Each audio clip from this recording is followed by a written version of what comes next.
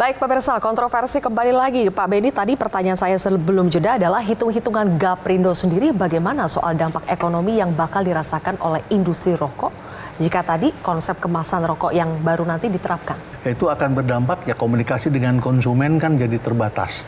Konsumen dewasa, kita bukan konsumen anak-anak, karena anggota kami tidak ada yang menjual kepada anak-anak kan. Banyak kali Pak. Hah? Banyak.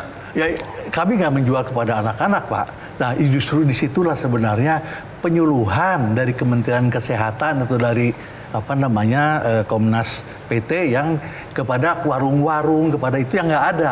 Jadi kami yang disalahkan, ya kan? Kami sudah jelas-jelas di dalam kemasannya tertulis hanya boleh dijual kepada 21 tahun ke atas. Tapi dan Pak tidak Benny, boleh kepada wanita hamil. Upaya bersama juga kita ya untuk kemudian menegur, loh kamu kok jualnya itu di bawah usia 18 tahun gitu. Jadi kita kan sinergis nih antara tentunya aspek kesehatan dan juga pengawasan gitu. Kalau kemudian itu beban pemerintah tapi dari sisi distributor tidak juga membantu untuk edukasi yang sama untuk para penjual ini kan juga merupakan suatu challenging ke depan. Jadi kalau kita bisa sama-sama, nah karena kan kita tahu bahwa tidak pernah ada verifikasi umur untuk pembelian umur. Bahkan udah jelas misalnya disuruh bapaknya ke warung beli satu rokok, di mana itu anaknya pasti usia 5 tahun. Nah itulah yang perlunya itu edukasi harusnya, baik kepada orang tua. Itu artinya kita lakukan bersama akan sangat baik kan, karena saya belum lihat mekanisme kami itu. Kami mempunyai website Bu, ya mungkin bahkan orang mengatakan tuh berbau parenting.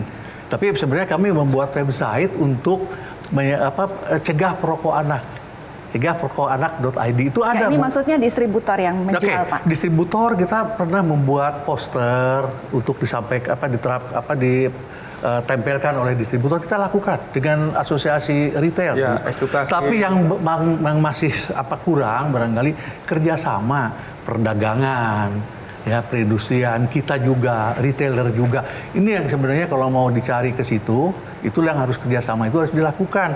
Jadi kita kan kalau ketemu dalam tensi yang atau frekuensi yang berbeda, jadi kita samakan dulu. Apakah kita sepakat untuk tidak menjual rokok kepada anak? Sepakat pasti.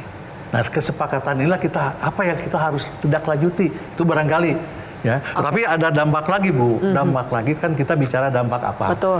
Dampaknya karena konsumen tidak bisa membedakan yang satu dengan yang lain, akibatnya konsumen akan memilih rokok yang paling murah. Akan terjadilah down trading yang dirancang oleh peraturan ini. Akibatnya apa? Ya penerimaan cukai akan turun pasti. Itu kemudian dampaknya apa lagi? Dampaknya karena antara rokok satu dengan rokok lain itu mirip karena yang terlihat itu kan background dasar dari warna kemasannya, mereknya kecil. Kalau kita lihat di negara-negara lain, di Singapura, di Eropa, di Prancis gitu, kecil. Kita tidak bisa membedakan rokok yang satu dengan yang lain, ya, sehingga ini akan menyuburkan juga rokok ilegal. Rokok ilegal inilah yang sebenarnya musuh kita bersama. Makin sulit, makin regulasinya makin ketat, maka makin muncullah rokok ilegal.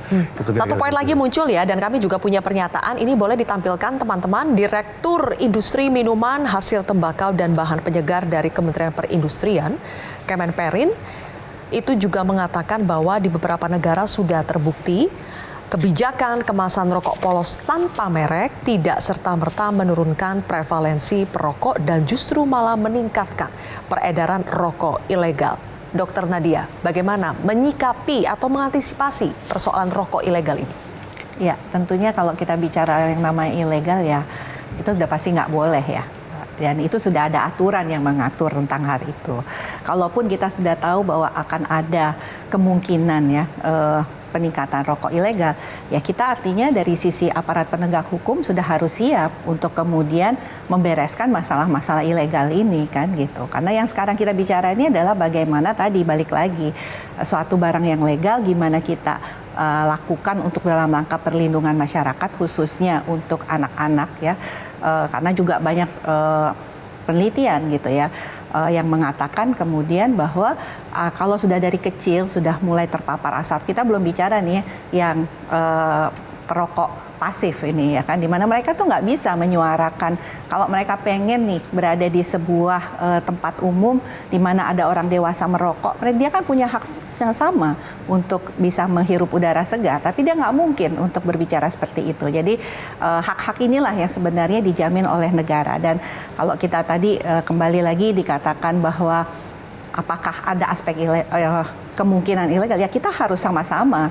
Saya sepakat itu pasti ada kita ya, harus antisipasi gitu. Tapi bukan berarti kemudian dengan adanya kemungkinan ilegal, kita jadi mundur untuk tidak melaksanakan sebuah regulasi. Oke, coba saya tanya ke... Ini contoh kalau kita bicara Singkat, global Mas singkat ya. Di Inggris ketika diterapkan kebijakan rokok polos, itu justru fenomena rokok ilegalnya turun. Ya, jadi nggak bisa di Inggris turun. Karena di Inggris juga kemudian membentuk satu badan khusus ya, namanya Tobacco Action Plan, sehingga sudah diantisipasi demikian rupa sehingga ketika dia menerapkan adanya rokok polos atau kenaikan cukai sekalipun, mitigasi rokok ilegalnya justru turun. Jadi, ada contoh negara yang berhasil memitigasi rokok ilegal Inggris, itu. Oke, saya tanya ke Mas Ali. Mas Ali, kalau misalnya ilegal sudah pasti melanggar hukum. Tapi kalau pasar rokok ilegal semakin besar, ketika kebijakan kemasan rokok polos itu diberlakukan, apakah sama saja menyelesaikan masalah tapi juga bisa menciptakan masalah baru?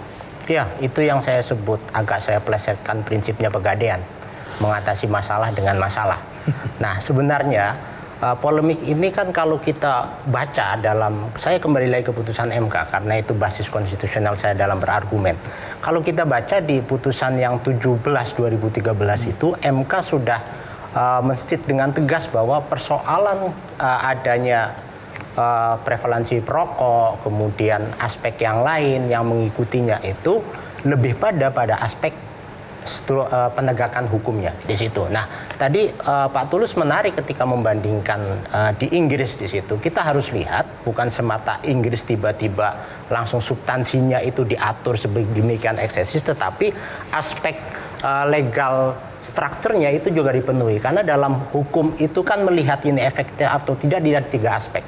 Satu, legal substance, legal structure, legal culture. Nah, peran negara dalam hal ini adalah pemerintah. Kalau saya melihat terlalu fokus pada legal substance, undang-undangnya, regulasinya tidak bagus, diubah, direvisi, diganti. Tetapi lupa pada 3 lapisan yang structure dan culture-nya itu. Yang di situ ada penegak hukum, bagaimana tidak mengecilkan penegak hukum yang ada, tetapi kita harus melihat fakta bahwa ada bagian yang perlu disempurnakan dari penegakan hukum sehingga tidak semata pada legal substansinya. Mau dibuat segarang apapun aturan, ketika legal structure dan legal culture-nya itu tidak diikuti, dan ini juga peran dari negara, ya akan menjadi macan ompong juga itu aturan.